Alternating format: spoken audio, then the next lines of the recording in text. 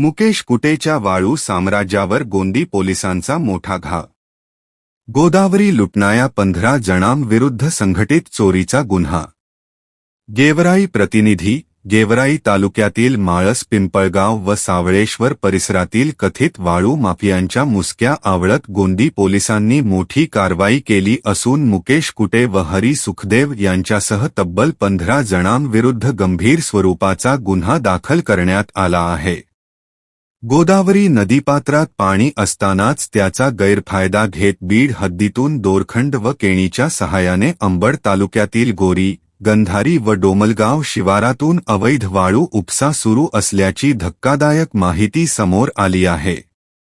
गेवराई अंबड परिसरातील वाळू माफियांचे धाबे नाणले आहेत. आरोपींकडे पोकलेन, जेसीबी, लोडर आणि मोठे हायवा डंपर वापरून गेल्या अनेक दिवसांपासून रात्रीच्या अंधारात वाळू उपसा सुरू होता.